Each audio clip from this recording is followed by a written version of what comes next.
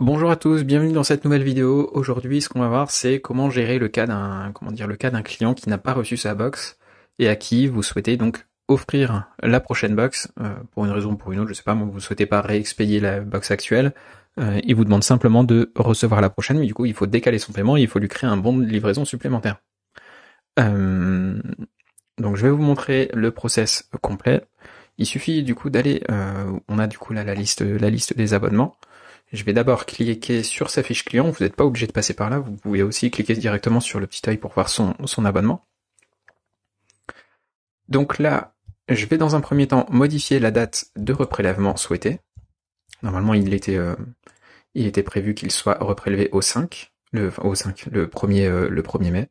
Et finalement, on va lui offrir un mois supplémentaire et donc on va faire en sorte qu'il soit prélevé le 1er juin. Donc ça, c'est la première étape.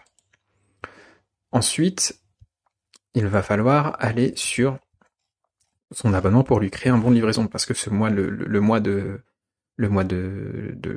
mai, justement, normalement, il n'était pas censé recevoir de bon de livraison, donc, en fait, tout ce que je vais faire, c'est aller sur son abonnement ici, juste en haut, et cliquer sur créer un bon de livraison.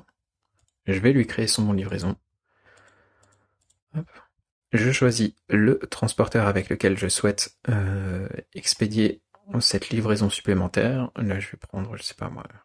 Alors attention, il faut que le transporteur soit actif ici hein, pour qu'il apparaisse dans la liste. Et du coup, je prends celui-là et je dis que, par exemple, il devait être reprélevé au mois de mai. On est d'accord. Du coup, on aurait fait un bon de livraison si au mois de mai, il avait eu son paiement effectif. Par contre, on ne l'aurait pas fait dans le cas contraire. Donc là, ce qu'on va faire, c'est que justement, on va aller dire que au mois de mai, le 1er mai, je veux que cette personne puisse recevoir sa box. Hop. Et voilà, tout simplement.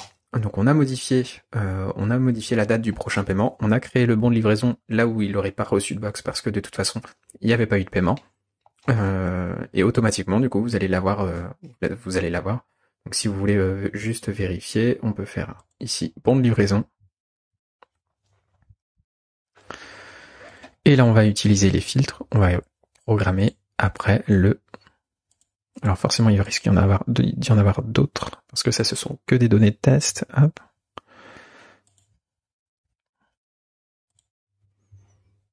Voilà, donc là, c'est bien celui qu'on a créé. Donc il est bien programmé pour cette date-là, et donc j'ai plus qu'à l'exporter éventuellement le jour souhaité. Voilà, c'est tout pour cette vidéo, je vous dis à très bientôt. Tchou!